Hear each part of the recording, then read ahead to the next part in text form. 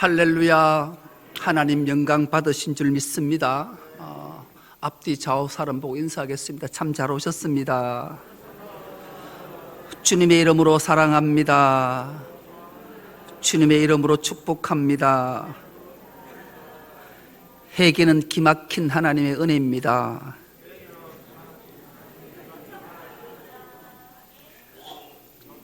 주보를 안 보셨구나.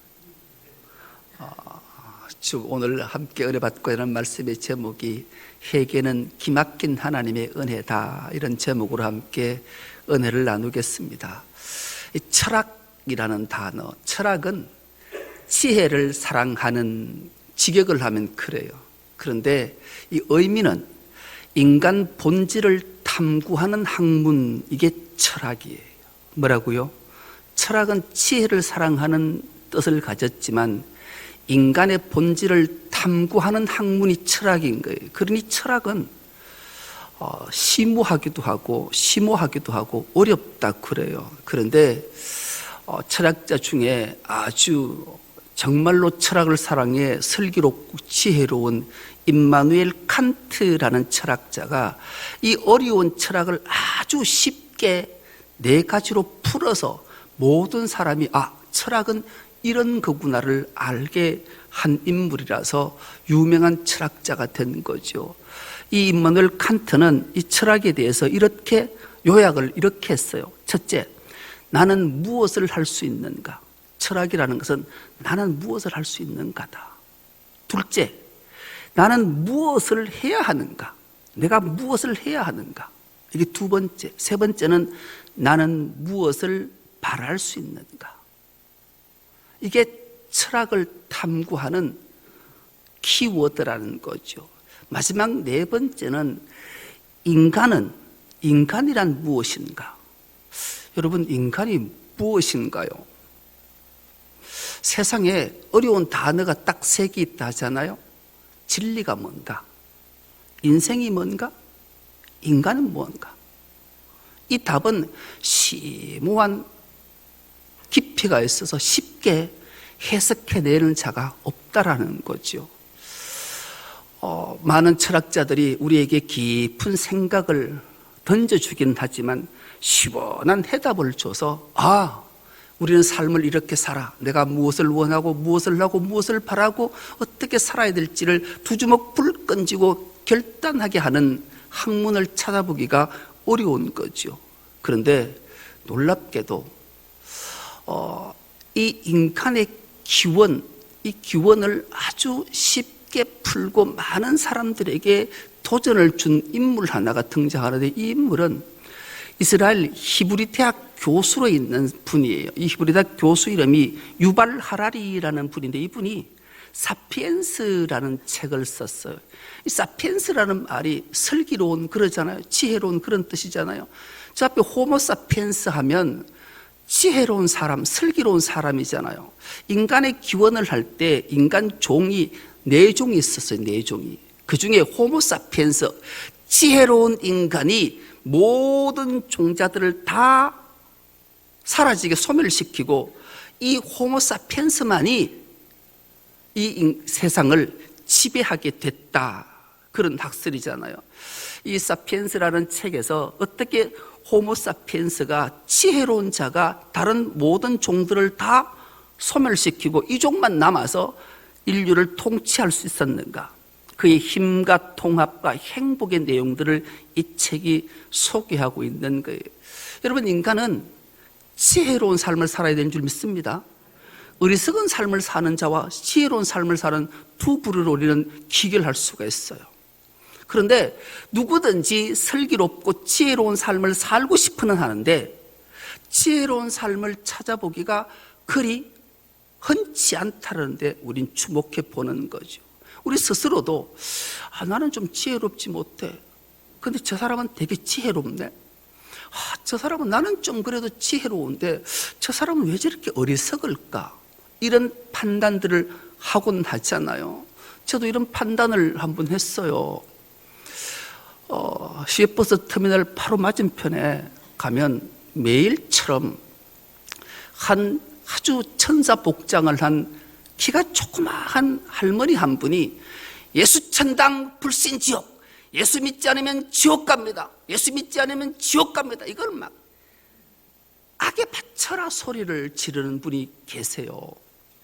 내가 목사니까 언젠가는 저분을 한번 찾아가서 얘기를 좀 나눠야 되겠다. 저건 오히려 전도를 막는 건데 왜 저렇게 어리석게 저렇게 할까? 왜 전도의 방법을 못 배웠을까? 그런 마음이 계속 들었어요. 근데 혹시나 갔다가 봉변당할까 봐 좀 두렵기도 하고, 그래서 고민하다가 금요일 어제 아래지요, 도저히 못 참겠는 거예요. 그래서 차를 뒤편에 주차해 놓고 찾아갔어요. 하나님 지혜 좀 주세요 하고 기도하고 찾아가서 안녕하세요, 수고가 많으세요. 그러니까 제가 너무나 애써서 전도하시는 것 같아서 제가 따뜻한 날씨도 추운데 차 한잔 대접하면 어떨까요? 그러니까 신천지예요? 그래서 신천지 아니에요. 그럼 집사님이세요? 그래. 아니, 목사예요. 어디 목사요? 저기 보이는 저 충섭로교회 목사예요. 그러니까 이분이 좀 안심을 하시고 말씀을 해요. 나는 통합측교회 경주제일교회 근사 은퇴를 하고 근천에 있는 기도원 원장으로 있는데, 하나님께 깊이 기도하다 보니 하나님의 계시가 선지자인 나에게 임해서 하나님이 예수천당 불신지옥을 외치라고 사명을 주셨다. 그래서 경주 근천에서 택시를 타고 버스를 타고 포항에 매일처럼 와서 이렇게 내 사명을 감당하고 있다. 그렇게 말씀하시는 거예요. 참 귀하기도 한 것 같고, 지금 권사님께서, 원장님께서 하시는 방법이 다 옳은데 그 원장님이 외치는 소리를 듣고 많은 사람들이 내가 예수 믿어 지옥 가지 않아야 되겠다, 천당 가야 되겠다라고 생각하는 사람이 과연 있을까요? 주섬주섬해요. 예수 믿지 않으면 지옥 간다. 권사님, 원장님, 내가 예수를 믿고 싶다고 믿어질까요? 여러분도 어떠세요? 믿고 싶다고 믿어지나요? 믿고 싶다고 믿어지면 얼마나 좋겠어요. 근데 믿고 싶다고 믿어지지 않아요. 왜요? 하나님이 믿게 하셔야 믿는 줄 믿습니다. 그래서 하나님의 기막힌 은혜인 거예요, 우리에게. 우리가 예수 믿고 이 자리에 있다는 것은 하나님의 놀라운 은혜인 줄 믿습니다. 그 값없이 주시는 사랑, 그 긍휼, 용서함 때문에 내가 예수 믿고 구원받은 거지, 예수 믿지 않으면 지옥 간다고 외친다고 예수가 믿어지면 얼마나 좋겠냐. 그러니까 권사님, 원장님, 제가 감히 조언 드리고 싶은데 예수 천당 불신지옥 이거 소리 지르지 마시고, 하나님은 당신을 사랑하십니다. 하나님이 십자가의 보혈로 당신의 죄를 씻어주십니다. 하나님은 오늘도 당신을 기다리십니다. 이렇게 좀 하면 어떨까요? 그랬는데 제가 돌아서는 순간 제 뒷꼭지를 대고 예수 천당 불신지옥, 가슴이 되게 아팠어요. 하나님의 복음을 전하는 사명자인데 왜 슬기롭고 지혜롭지 않게 어리석게 복음을 전할까? 그러면서 돌아오면서 기도했어요. 여러분들도 그분을 많이 보셨을 거예요. 그 길을 지나가시면서는 그분을 위해 기도했으면 좋겠어요. 하나님, 저 원장님, 저 권사님에게 지혜롭게 복음을 전할 힘을 주십시오. 그렇게 기도하면 그분도 성령의 감동으로 반드시 그 입술이 복된 입술이 될 줄 믿습니다. 오늘 본문이 이렇게 시작합니다. 그때에 이때가 언제인가? 예수님이 성령의 잉태로 이 땅에 성육신 하신 그때 헤롯이라는 대왕이 베들레헴 근방 지경 모든 곳에 2살 아래의 모든 사내 아이를 죽이라 그 명령하실 때 하나님의 천사가 요셉에게 현몽해서 요셉아 급히 네 아기를 예수를 안고 애굽으로 피신하거라. 그래서 요셉은 예수를 강보에 싸고 아내 마리아와 애굽으로 피신해 있었어요. 그렇게 세월이 흐르던 어느 날 천사가 요셉에게 현몽하여 이렇게 말합니다. 예수를 죽이려 하던 헤롯이 죽었다. 그러므로 너는 이 아이를 데리고 다시 유대 땅으로 가거라. 그래서 요셉은 마리아와 예수를 안고 유대로 돌아와서 나사렛에 거주하는 그때 이 그때는 하루 24시간 1년 12달 이 기간을 말하는 그때가 아니라 놀라운 하나님의 때, 어떤 기막힌 한 사건뿐만 아니라 전 인류의 운명을 뒤바꿔 놓는 그런 시기를 말하는 거예요. 삶의 운명을 바꾸는 그 시간, 그때에 하나님은 400년의 어둠을 뚫고 한 인물을 이 땅에 보내셨는데 그 인물을 성경은 요한이다. 그 앞에 수식어가 세례자가 붙게 돼요. 세례 요한을 보내셨어요. 그 세례 요한은 예수님보다 6개월 앞서서 이 땅에 온 자였고, 그 세례 요한은 태어나고 할례를 받고 의식이 있을 그때쯤 세례 요한은 어디에서 30년의 삶을 살았던가. 누가복음 1장 80절은 이렇게 그 세례 요한에 대해서 전거하고 있습니다. 뭐라고 전거하는가? 아기는 자라서 심령이 굳세어졌다. 그는 이스라엘 백성 앞에 나타나는 날까지 광야에서 살았다. 여러분, 이 세례 요한은 아기 때 광야로 가서 30년의 삶을 살며 그 심령이 굳세어진 거예요. 빈들 광야에서 일생을 살았단 말이죠. 그러니 이 세례 요한이 어떤 삶을 살았던 인물인지를 우린 잘 알아요. 그 역사에 의하면 그는 에세네파의 일원이었다, 이렇게 전해지고 있잖아요.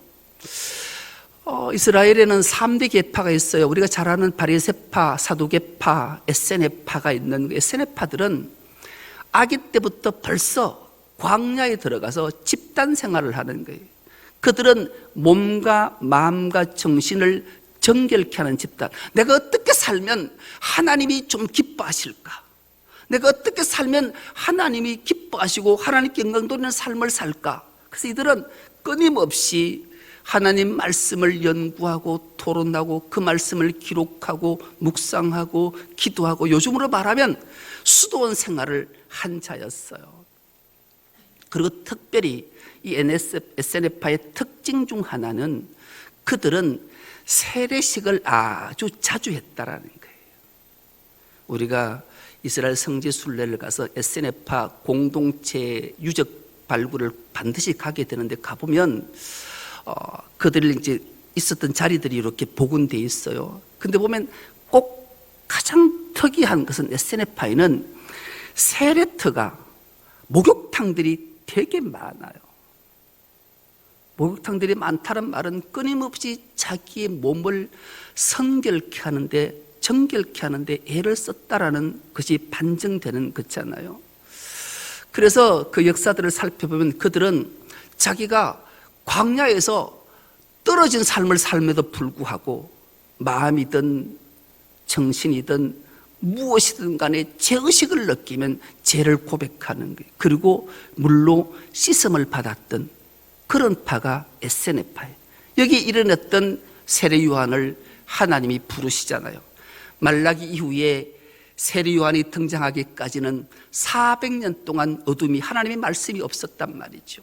그 누구도 4대에 걸쳐 하나님의 말씀을 들어보지 못한 그때에 광야에서 외치는 사료가 있어 이르되 회개하라, 천국이 가까이 왔느니라.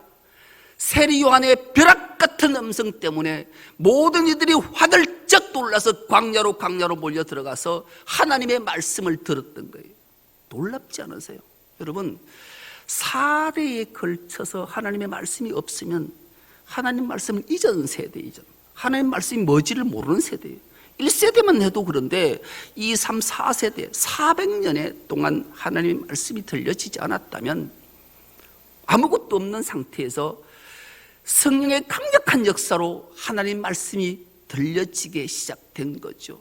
그러니 모든 사람이 하나님 말씀을 들으러 세례 요한에게 구름대처럼 몰려들었을 때 요한이 외쳤던 말이 회개하라, 천국이 가까이 왔다, 천국이 너에게 임했다, 이렇게 말씀하는 거예요. 그리고 그 회개하는 자에게 요한은 세례를 베풀게 됐던 거예요.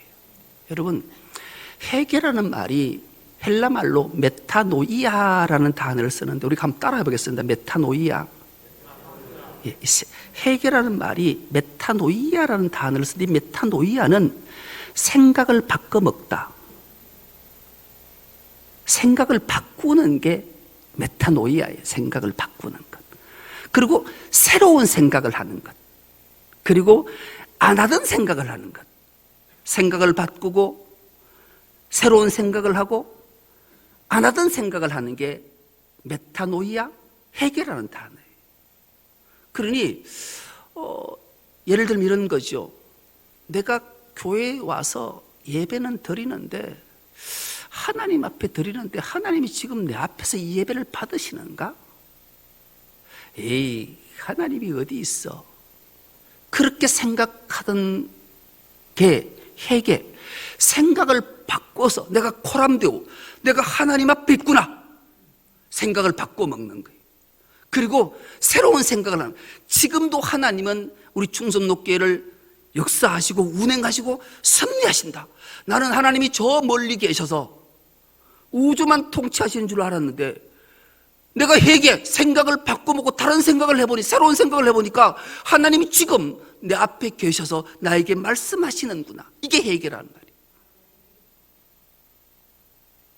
이런 자에게 요한은 세례를 베풀었다라는 거예요.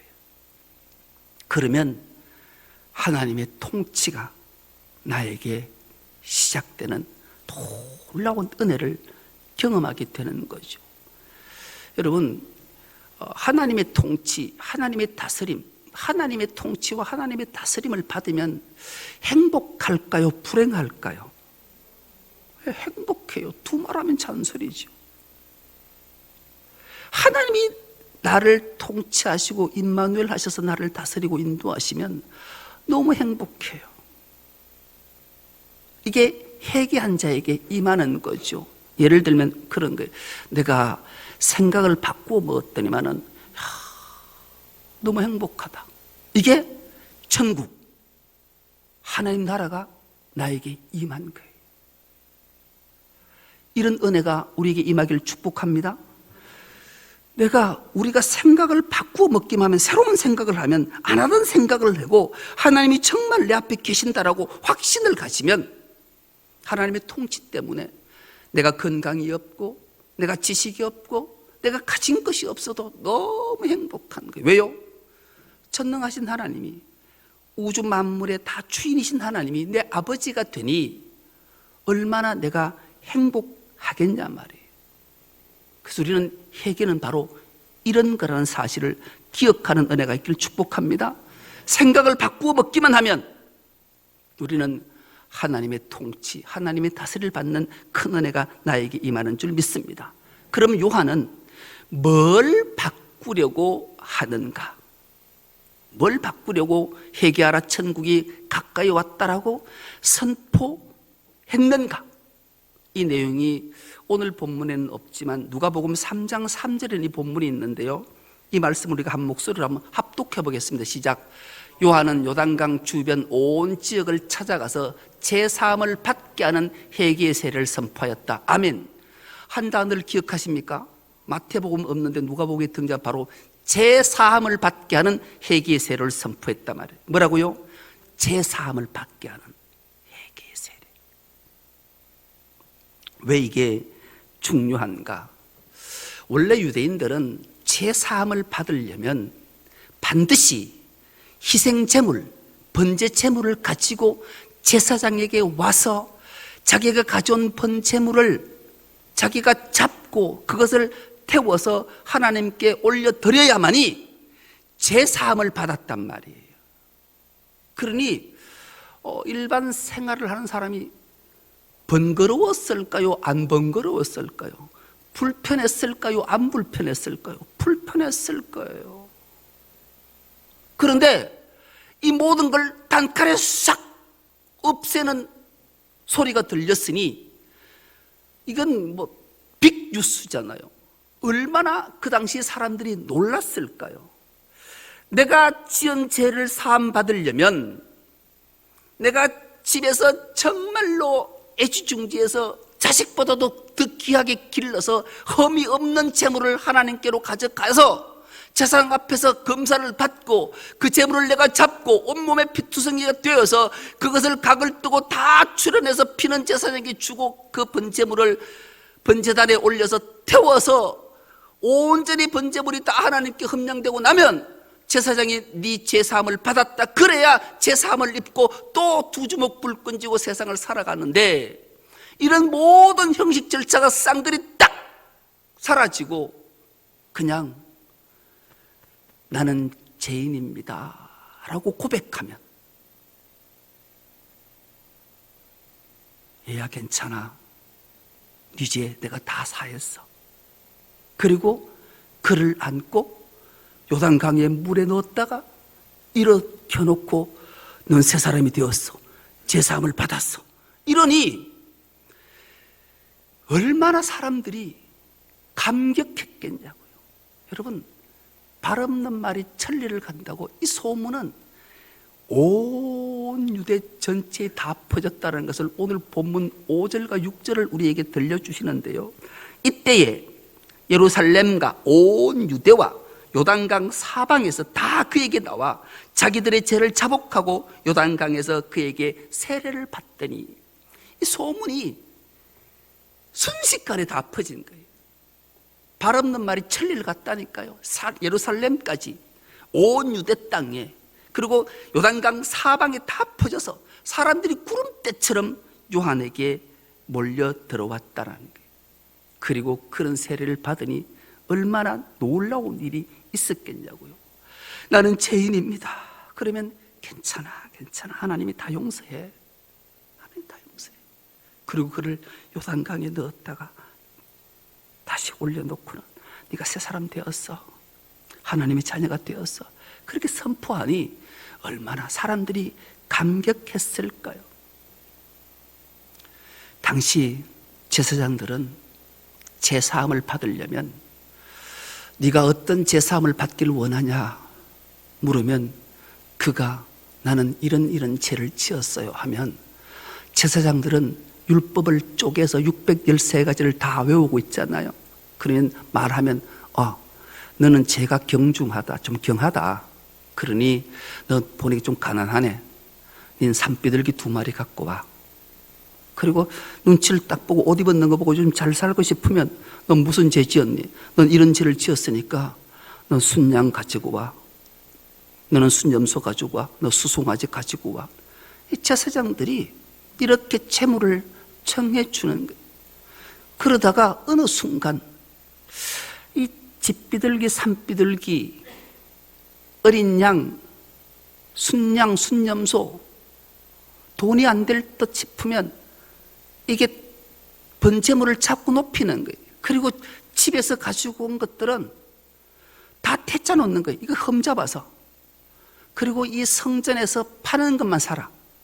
이 돈 앞에, 돈 귀신 앞에 다 제사장들이 잡혀버려가지고 예수님이 하신 말씀을 기억하지요? 하나님의 성전, 하나님의 집, 만민이 기도하는 집을 강도의 소굴로 만들었다. 그렇게 질책하시면서 성전 청결했던 사실을 우리는 기억해요.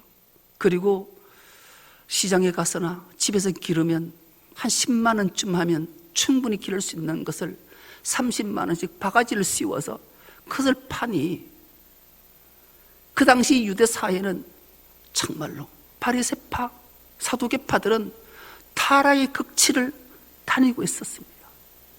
이 시대를 성경은, 예수님은 뭐라고 말씀하시는가? 마태복음 23장 4절에 이렇게 고발하고 있어요. 이 말씀 우리가 한 목소리를 합독해 보겠습니다. 시작. 그들은 지기 힘든 무거운 짐을 묶어서 남의 어깨에 지우지만 자기들은 그 짐을 나르는 데에 손가락 하나도 까딱하려고 하지 않는다. 아멘. 띄워두세요. 여러분, 이 제사장들과 바리새인들과 서기관들, 성전에 종사하는 자들이 얼마나 악행을 저질렀는지 그대로 주님이 고발하고 있는 거예요. 정말로 두 어깨에 지면 몇 걸음을 가지도 못할 무거운 짐을 다 짐을 쥐어서 그 어깨에 묶어놓고, 남의 어깨는 무거운 짐을 다 쥐어놓고 자기는 그 나르는데 손가락 하나도 까딱하지 않는 그 모습, 이 당시 유대 사이에 이런 짐이었어요. 여러분, 우리는 가부의 두 렙돈을 기억합니다. 여러분, 가부의 두 렙돈을 주님이 칭찬하신 것으로 이해하시면 안 돼요. 주님의 가슴 찢어지는 아픔을 말씀하시는 거예요. 그 가부의 두 렙돈은 한 끼 식사의 값이잖아요. 그 가부가 하나님 앞에 성전을 찾았어요. 하나님 앞에 예배하러 왔어요. 그런데 돈이라고 가진 것은 두 렙돈뿐이, 한 끼 식사값 뿐이란 말이에요. 그런데 이걸 안 넣으면 제사함을 못 받을 것 같고, 은혜를 못 받을 것 같고, 사랑을 못 받을 것 같고, 예배를 안 받으실 것 같아서 울며 겨자 맺기로 피눈물을 흘리면서 한 끼를 굶으면서 헌금함에 넣었단 말이에요. 그 정도로 이 당시에 제사장들은 그렇게 힘겨운 어깨에 무거운 짐을 매겠다라는 거예요. 이것을 하나님이 아시고 400년의 어둠을 뚫고 세례 요한을 부르셔서 외치게 한 거예요. 제3의 세례는, 그런 제사함은 그런 번제로 제사함을 받는 게 아니야. 네 죄를 자복하면, 생각을 달리 먹으면, 바꾸어 먹으면, 새로운 생각을 하면 하나님이 괜찮아, 그 모든 죄 다 용서해 줄게. 그리고 그를 요단강에 넣었다 올리면 이 모든 죄 사해졌다, 새 사람 되었다, 기쁨으로 행복한 삶을 살거라, 그렇게 선언하니 수많은 사람들이 요한에게 와서 그렇게 세례를 받았던 거죠. 여러분, 오늘날은 어떻습니까? 여러분, 예배하러 오셔서 목사가 설교 시간에, 강구 시간에 헌금 많이 하라 소리는 안 하는데 자꾸 안 하면 안 될 것 같은 부담을 느끼십니까? 그러면 저도 그 표리 중에 한 사람. 너무 하나님과 사람 앞에 범죄하고 있는 거예요. 우리는 하나님 앞에 예배할 때마다 하나님의 그 만극하신 사랑을 기억하고 사랑에 감격해야 돼요. 그 사랑이 뭐겠어요? 이 사순절기간에 바로 십자가의 사랑이에요. 십자가는 모든 허물과 죄를 한꺼번에 다 도말시키는 하나님의 은혜와 능력인 줄 믿습니다. 그래서 우리는 십자가를 붙드는 거예요. 십자가를 바라보는 거예요. 진짜 자기가 뭔지, 제가 뭔지를 깨닫고 새로운 생각을 하고 하나님 앞에 나와서 십자가를 바라보면 하나님은 그 십자가의 놀라운 은총으로 우리의 모든 죄를 사해 주시는 줄 믿습니다. 주님이 우리에게 딱 하나, 새로운 계명 하나 주신 걸 기억하십니까? 그 말씀은 요한복음 13장 34절의 말씀입니다. 이 말씀도 우리가 한 목소리 합독해 보겠습니다. 시작. 이제 나는 너희에게 새 계명을 준다. 서로 사랑하여라. 내가 너희를 사랑한 것 같이 너희도 서로 사랑하여라. 아멘. 주님이 십자가를 바로 앞두고 마지막 제자들의 발을 씻기시면서 하신 말씀이세요. 새 계명, 너희가 때까지 10계명을 쪼개고 613가지 계명을 만들어 가난하고 소외받고 고통받고 아파한 자들에게 무거운 짐을 맡겼던 거 다 내려놓고 오직 새로운 계명 딱 하나, 서로 사랑하여라. 하나님을 사랑하고 이웃을 사랑하여라. 그 특히 서로 사랑하는 건 이제만, 그 사랑이 뭐겠어요? 그 사랑은 용서와 긍휼의 사랑인 줄 믿습니다. 우리가 서로를 용서하고 서로를 긍휼히 여기는 마음, 그것이 바로 십자가 사랑이고 주님이 그 사랑을 실천하셨기에 우리 모든 죄가 도말되고 새 사람이 된 줄 믿습니다. 이 사순절 기간에 우리가 정말로 생각을 바꾸어 먹고 생각을 고쳐 먹고 새로운 생각으로 십자가에 부여잡고 정말로 용서와 긍휼의 사랑을 할 때 하나님 우리에게 놀라운 은혜와 복으로 복된 삶을 살아갈수록 우리에게 은총과 복을 내려주실 줄 믿습니다. 그 일에 우리 청소년교회 모든 건속들이 다 동참해서 복된 삶을 다 살아가는 우리 모두가 될 수 있기를 간절히 기도합니다. 하나님 감사합니다. 회개는 기막힌 하나님의 은혜임을 깨닫습니다. 우리의 생각을 고쳐먹고 달리 생각하고 정말로 새로운 생각을 함으로 하나님 앞 회개자로 나와서 하나님의 죄 용서함 받가 십자가 사랑 부여잡고 날마다 감격하며 행복한 삶을 다 살아가는 우리 모두가 되게 하여 주옵소서. 감사드리오며 예수님의 이름으로 기도드리옵나이다. 아멘.